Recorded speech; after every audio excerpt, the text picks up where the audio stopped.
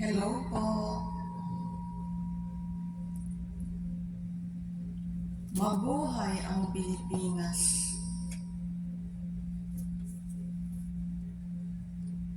Ako po si Sheila Madrazo Omar, RN. You can call me Shy. I'm a nurse. So now I'm going to report to you about the part 5 of the deadliest Sabah history issue of Tausugs. The Tausugs are the tribes of Sulu, Philippines. So I'm going to discuss about the part 5 of the deadliest Sabah. So I'm going to discuss about the part 5 of the deadliest Sabah history issue of Tausugs, caused terrorisms in the Philippines. To the over massacre to our PNPs of 44 last January 25, 2015 in Sabah, Maguindanao. I have reported this to the Legal Division of the Professional Regulation Commission, and it's about the corrupt hard fackers to Madrazo women. My middle name is Madrazo from mother's side, and I'm 1/4 blood Tausug and 1/4 blood Saudi national from father's side. All this I will report to you in relation to Philippine history.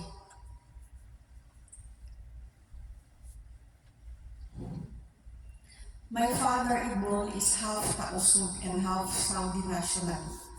So my dad Ibnul Omar and youngest son, my brother Vladimir Omar, used mother Mrs. Omar to let us girls, 3 girls, sleep for only 2 to 4 hours, then work hard to be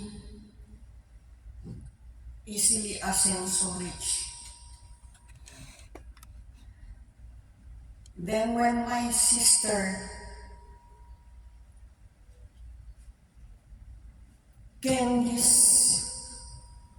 alias Candy, a flight attendant and executive chef, was trying to conceive baby, then married to an American teacher. My dad Ibnul and Vladimir got jealous, made Candy kabit to a Canadian Red Snyder with 4 children, then stolen all Candy's grand multi-millions and properties and part of Madrazo properties, using mother Mrs. Omar, then gave everything to Vladimir Omar, who immediately conceived 2 sons as herederos of all Candy's grand multi-millions and properties and part of Madrazo properties. It was Chinese girlfriend Sherinel Kwek gave Vladimir 2 sons to inherit Candy's grand multi-millions and properties and part of Madrazo properties.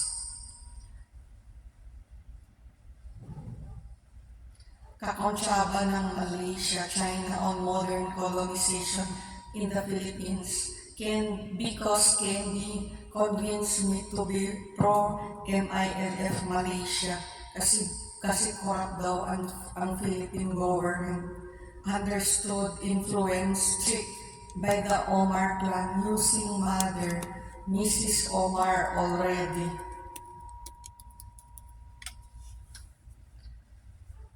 And Candy was treated, and Candy our whole family was treated with holy water.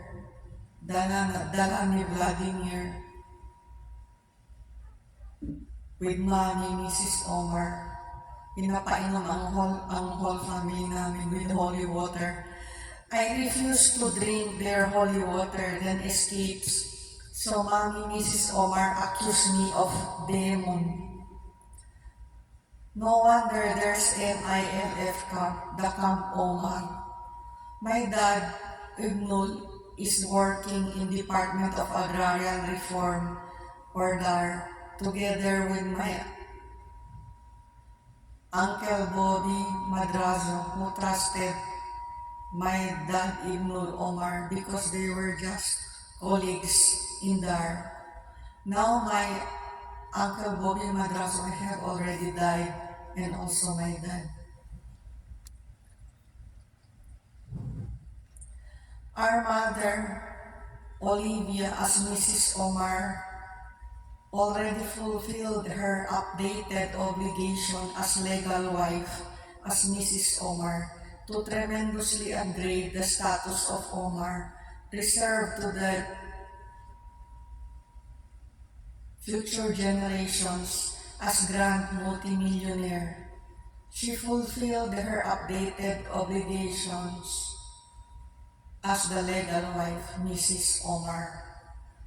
My dad Ibnul Omar just food tricked us.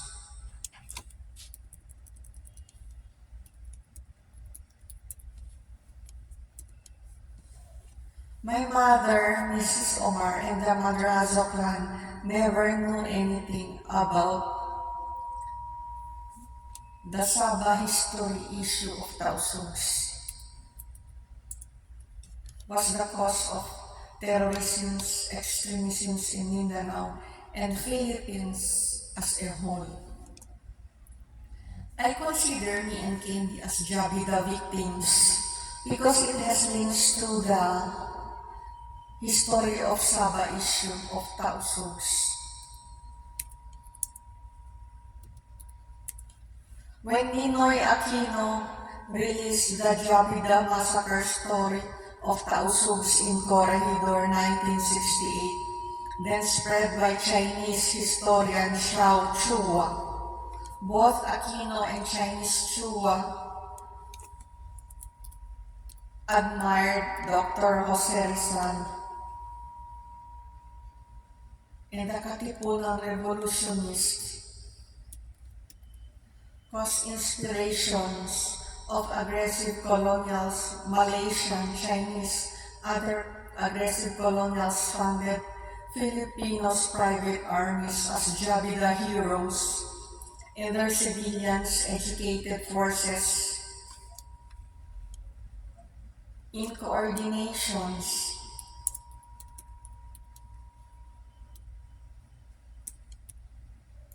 with Malaysian, Chinese-sponsored Filipino politicians rising to political powers in the Philippines. Caused too much rising death tolls and beheadings, especially to our genuine stakeholders from wars, bombings in Mindanao and other parts of the Philippines, to the over-massacre to our PNP sa 44 last January 25, 2015 in Mamasapano, Maguindanao during the term of President Noy Aquino. It was Chinese girlfriend Sherinel gave Vladimir Omar 2 sons to inherit Candy's grand multi-millions and properties and part of Madrazo properties.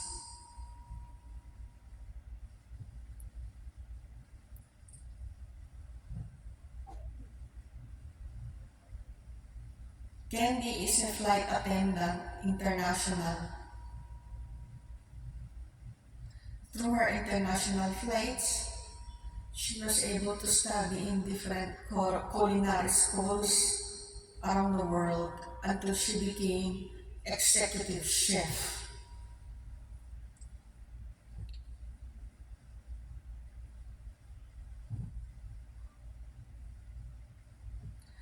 The Omar clan and Chinese kakonsyaba lang ng Malaysia Chinese on modern colonization in the Philippines because Candice convinced me to be pro-MILF Malaysia kasi corrupt daw ang Philippine government.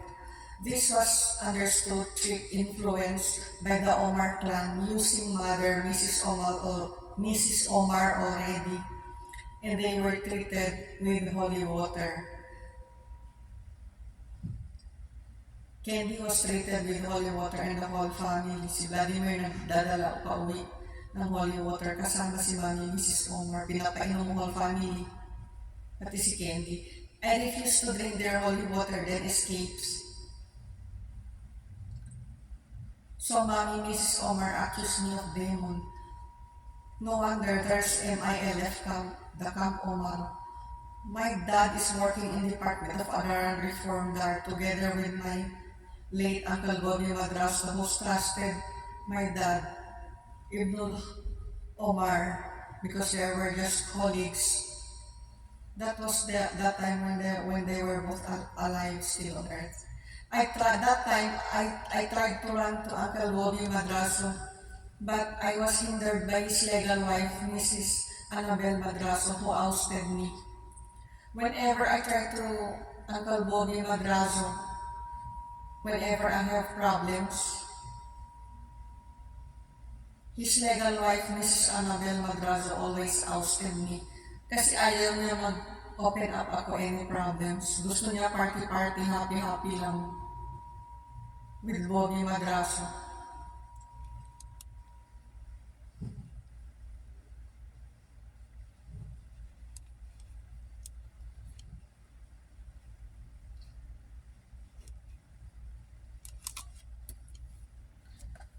I tried to run to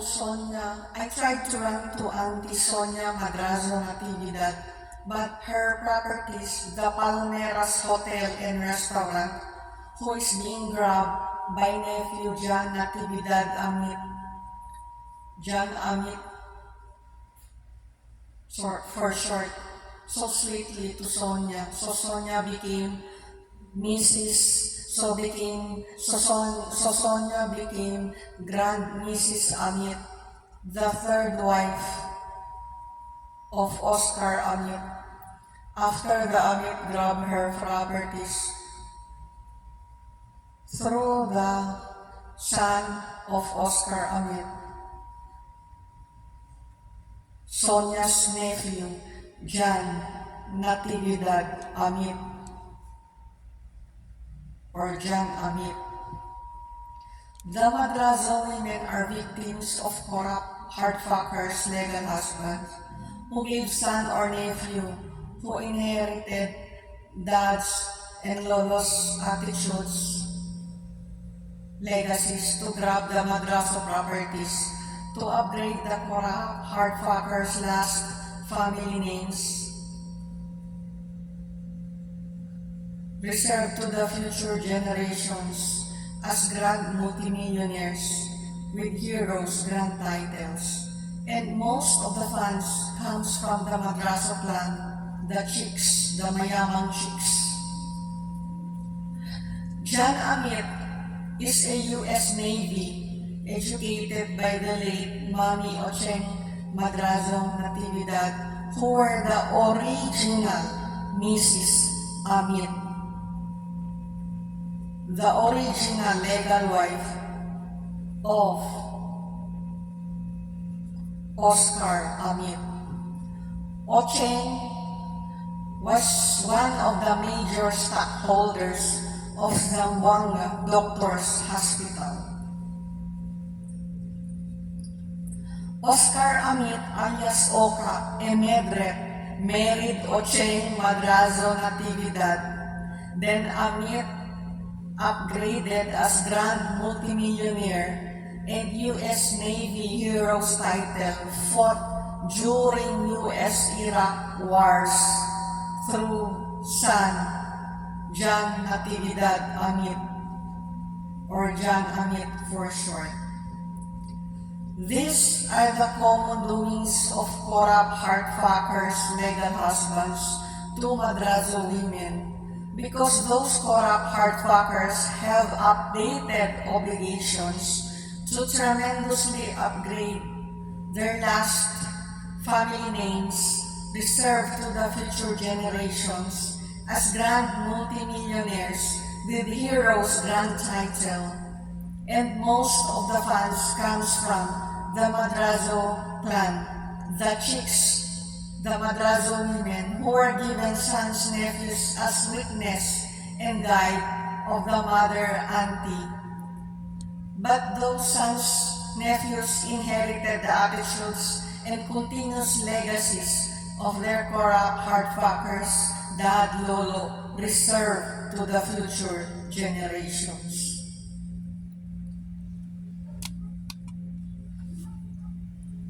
During the term of President Duterte, those two Omar men, Dad Ibnul and Vladimir Omar, used Mommy, Mrs. Omar,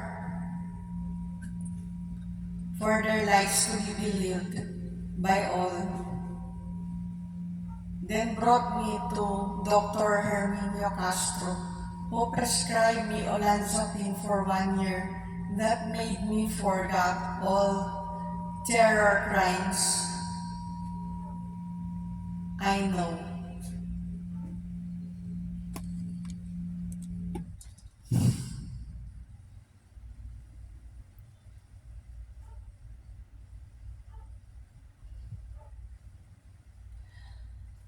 When I was in Manila, under Dr. Castro's olanzapine intake,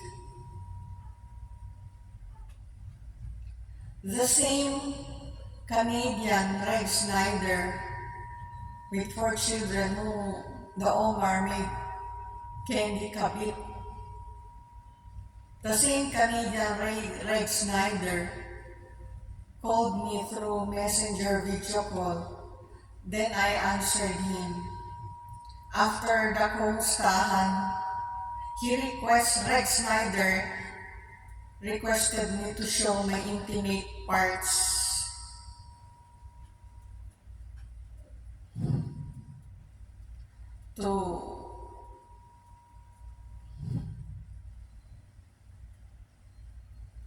To add some money for my rent because I was working as company nurse reliever.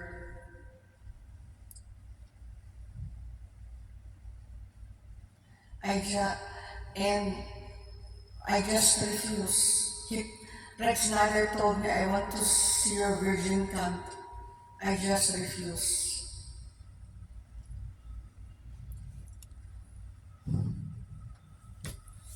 Now I proceed. During the term of next President Marcos, good Dr. Castro died. The drugs olanzapine just consumed, then stopped. Then Mommy, Mrs. Omar referred me to another mental health doctor, but I refused, tired. After 1 month, I started to remember the past terror crimes I know. As I remember the past terror crimes I know,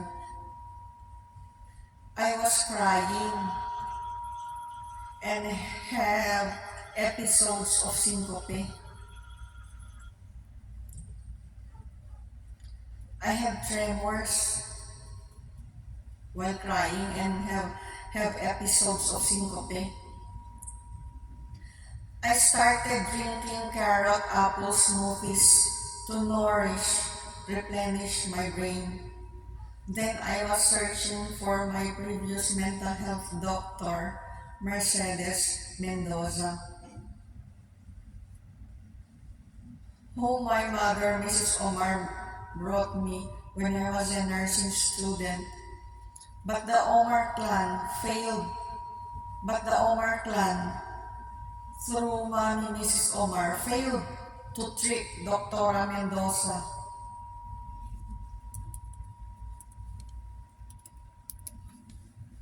That's why I noticed the Omar clan are very angry to Dr. Mendoza. Sinisiraan nila kung ano-ano sila pinagsasabi.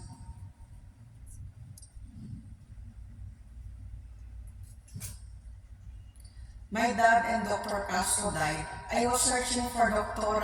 Mendoza. Good. Dr. Mendoza called me and interviewed, assessed me through phone calls and video calls. Then Dr. Mendoza prescribed me risperidone with the brand name Risgen. 1 tab nightly if off duty tomorrow, then half tab nightly if with duty tomorrow, with my continuous intake of apple carrot smoothies before sleep. I made the constant half tab night before sleep of Risgen because I got used to it. That's incompatible with the half tab of Risgen before sleep. I continue to remember the past terror crimes I know. Mommy Mrs. Omar demanded her daughters to sleep 2 to 4 hours a day to be rich.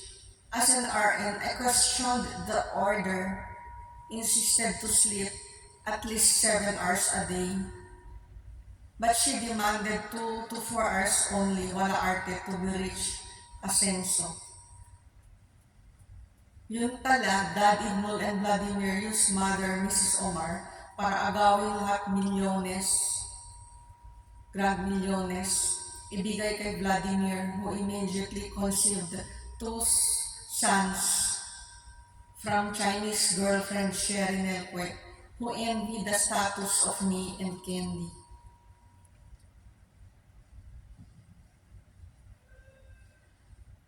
In short, Sherry Nelquet envied the status of the Madrazo.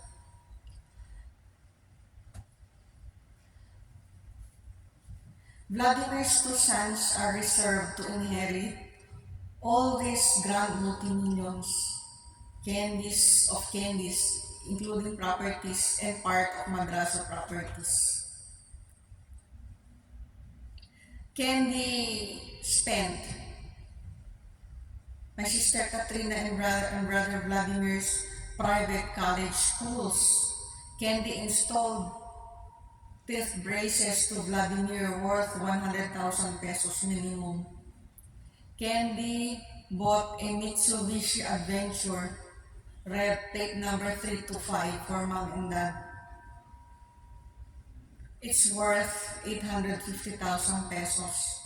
Candy renovated our house in Madrazo compound in Zamboanga, worth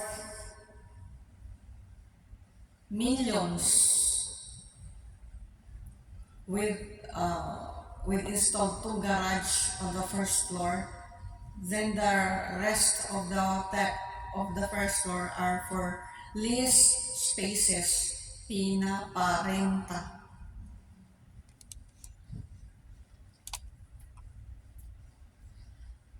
Mommy Mrs. Omar wants to sell the property worth multi-millions, then escape far, give the multi-millions to Vladimir. The Omar clan used Mommy Mrs. Omar to give me multiple punches per episode. So numerous episodes to cover up the baho kabulastugan of my brother Vladimir Omar, to show to everybody na babae sa babae lang ang labanan, mother to daughter. Mommy Mrs. Omar used to say it's in the 10 commandments of God to honor your mother and your father. So you must give everything to your mother, then you will be blessed. That's why Shai is poor. She is punished by God, fighting against mother. Is this kind of mother respectable? So much bugaw. I don't know where to seek help. Mommy Mrs. Omar. Mommy, even she's already married, Mrs. Omar already, has been devoted to Jesus in Blessed Sacrament of Port Pilar Shrine, where Dad Ibnul Omar, Mom, me, Mrs. Omar, together with Vladimir Omar, the only son, almost go every night.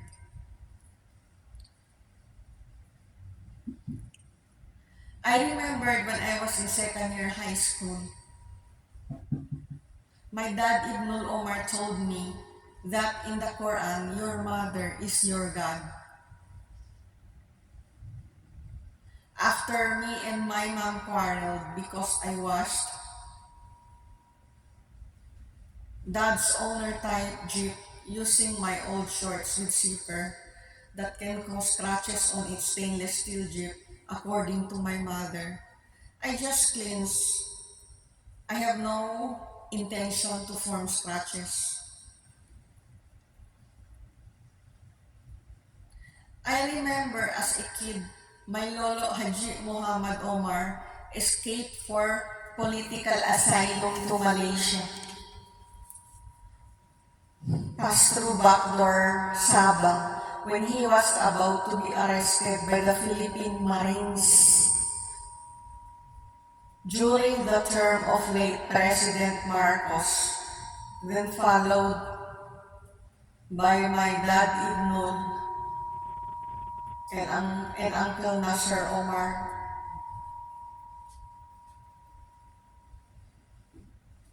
For fear to be arrested.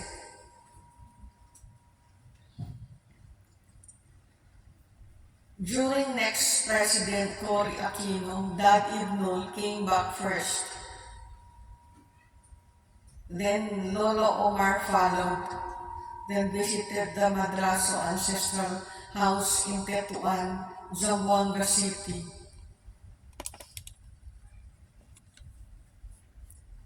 Later, I have discovered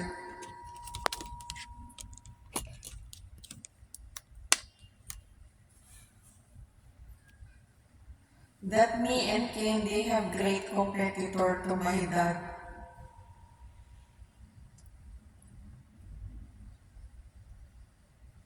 Because the Omar clan have their twin princesses.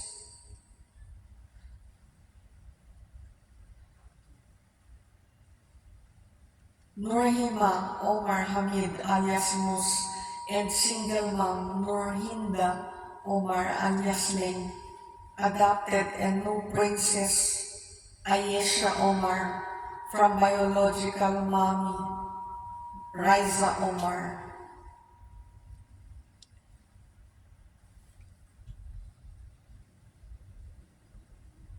At sides, these three are the princesses of the Omar clan, the guide and weakness of the Omar men. At sides are the twin youngest sisters of my dad, Auntie Leng and Mus. And at the middle is the next generation new princess of the Omar, Ayesha Omar.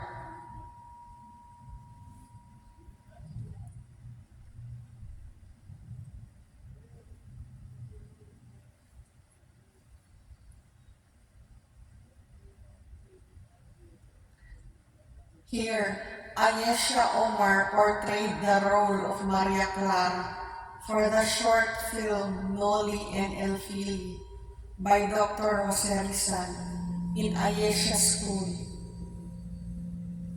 the Las Piñas National High School in Manila.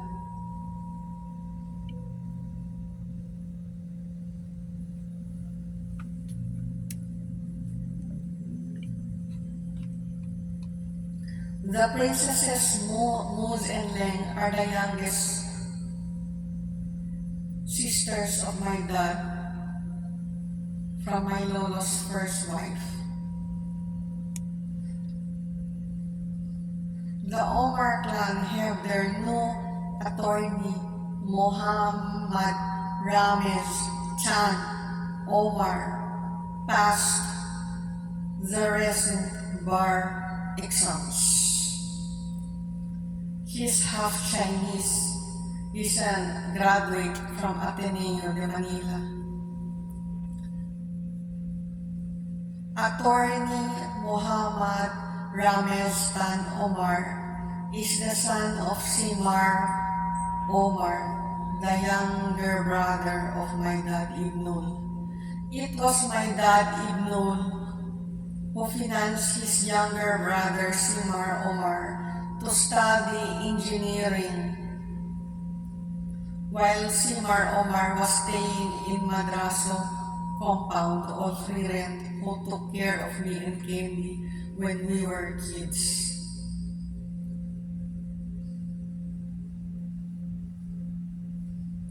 All the legal husbands of Madrazo women, Omar, Amit, Go, Marquez, stayed in Madrazo compound, all free rents, which upgraded to deluxe accommodations, still all free rents. Earlier, these corrupt hardfuckers, legal husbands of Madrazo women, brought prostitutes to stay in Madrazo compound, paying the rent.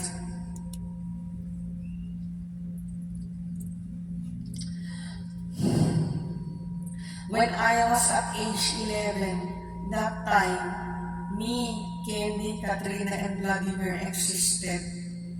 So, apat kami magkapatid. Dad Ibnul's brother named Farouk Omar brought Sumpa Diwata Jin in our family, a solution for sickly because I and Candy were sickly.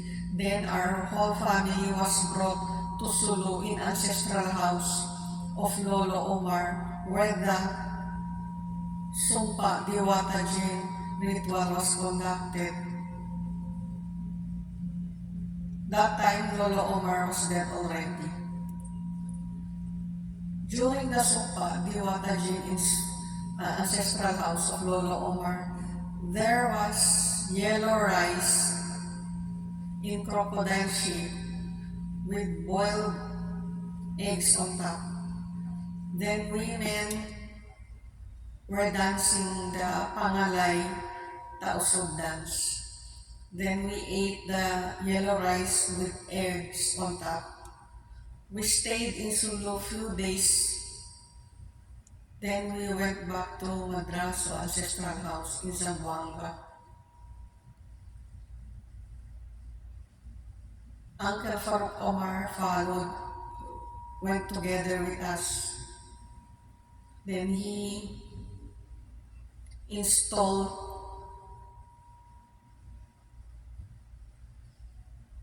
a special bedding on top of the cabinet,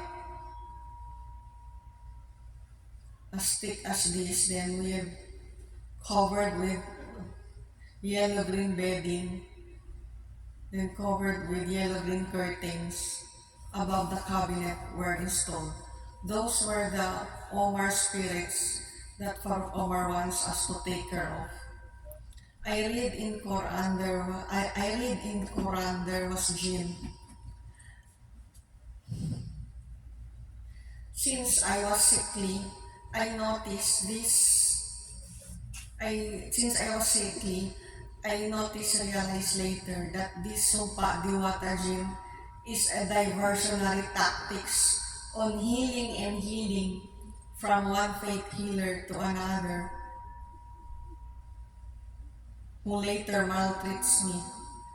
From one Muslim imam to Catholic Archbishop Romulo Valles counseling in Zamboanga. From one professional medical doctor to another, and most of them are ignorant of the deadliest Sabah history issue of Tausugs.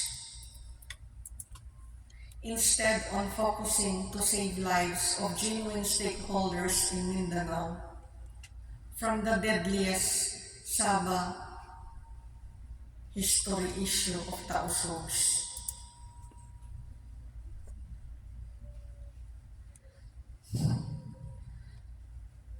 This sopa diwata dream made me and Candy unable to focus on college studies, so failed grades.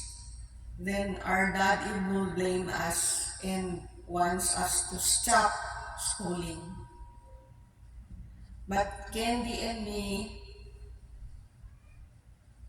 appealed to educate us in a substandard school in Central Mindanao. So we were transferred.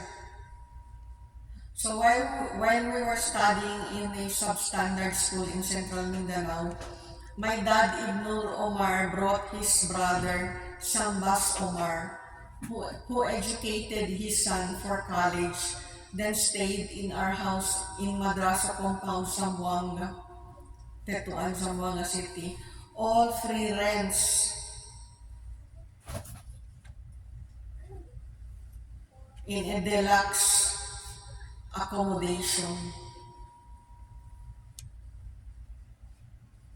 After my college graduation, I suffered from substandard learnings. So I studied vocational courses, then second course, BS Nursing, in Western Mindanao State University. I remembered my mommy, Mrs. Omar, was very angry.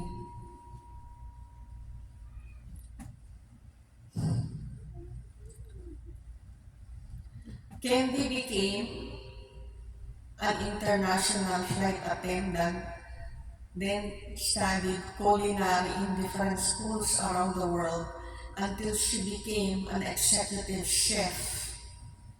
But the Omar clan destroyed everything in Candy and me, using our mother, Grand Mrs. Omar already, ugaling Omar na talaga. Ang pulot dulo nito are the corrupt fackers, legal husbands of Madrazo women, fighting to grab the wealth of Madrazo through their sons, nephews, who continue their last family names, legacies of dad and lolo, reserved to the future generations. These corrupt hardpackers have grabbed the real estates of Madrazo for rents and trying to grab all properties. So to stop all this, I better donate funds to build a secondary government hospital in west coast of Zamboanga, where there is no government hospital due to lack of funds. Other government projects are to follow kasi pinag-iinitan wealth of Madrazo by corrupt hardfuckers na very corrupt, puro diversionary tactics. At ang galing manligaw, they are hiding their real intentions. The Omar clan, using Mother Mrs. Omar, tinanggalan ako lahat o rights karapatan because I was fighting against my mother.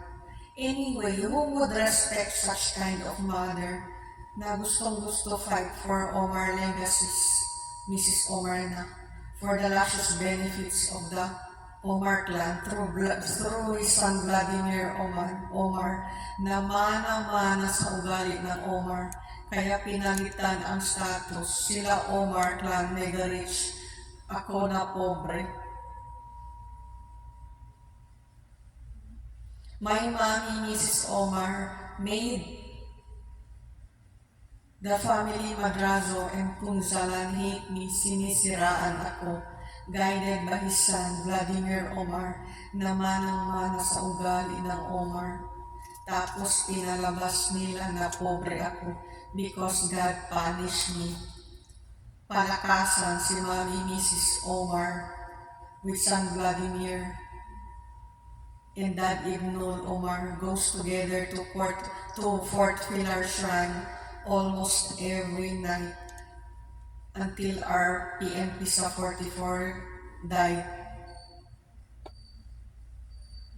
Tapos ako lumalaban as revolutionist in educated force, but I was left out.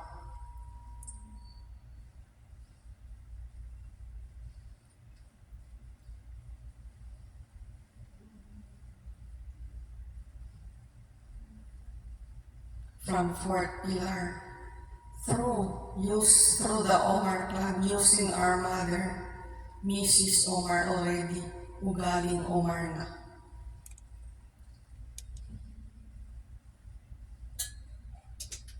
Jesus' weakness is the mother. He failed to realize na Mrs. Omar na yun, ugaling Omar na. Mommy Mrs. Omar already fulfilled her updated and upgraded obligations as Mrs. Omar to tremendously upgrade the status, prestige of the family name Omar, reserved to the future generations as grand multimillionaires.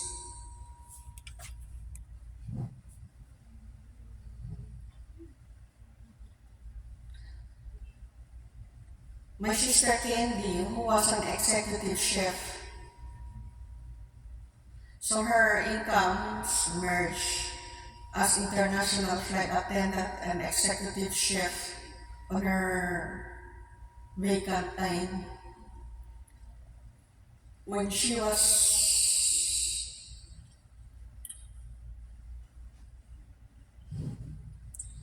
doing sex, trying to conceive to marry to an American teacher, but Dad, Ibnul, and Vladimir got jealous. Using mother, Mrs. Omar transformed Candy into kabit of Canadian Red Schneider with 4 anak. Then all Candy's multi-millions and properties and part of Madrazo properties were stolen by Mommy Mrs. Omar, gave everything to son Vladimir Omar, who immediately conceived 2 sons as herederos of all Candy's grand multi-millions and properties and part of Madrazo properties. Despite Candy provided all the low Mitsubishi Adventure SUV to Mom and Dad worth $850,000. Candy financially supported Katrina and Vladimir's college private schools. Then Candy installed teeth braces to Vladimir, worth minimum 100,000 pesos. My mother, Mrs. Omar, just teased me. My teeth are crooked.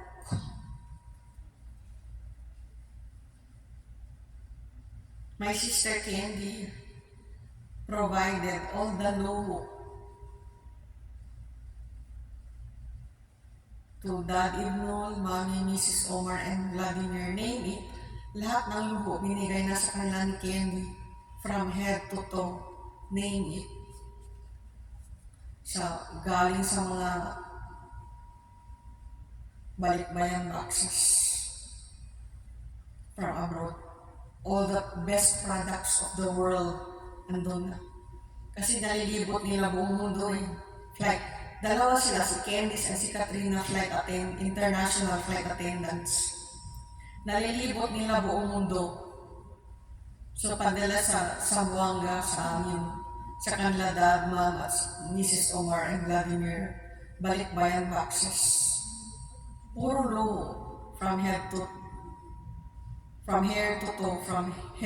toe, name it, puro logo, binigay na sa kanila.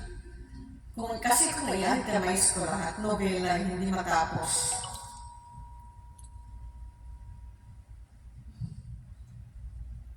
Nasayang pagbibigay buhay sa amin na si Lola Abilin, Mrs. Madrazo. My middle name is Madrazo, from mother's side.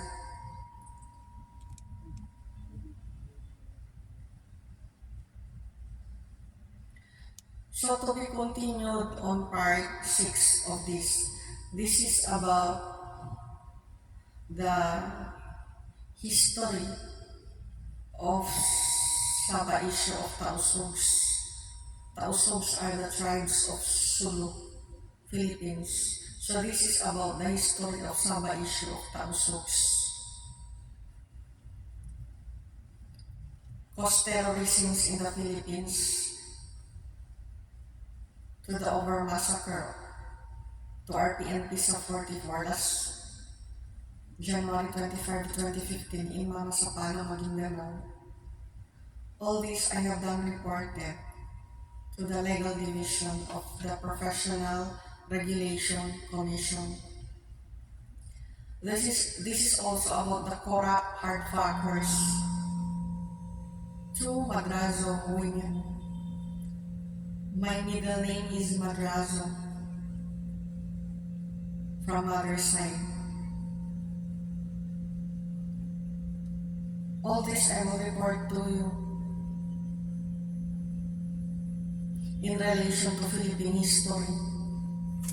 So to be continued on part 6. See you on part 6. Salamat po.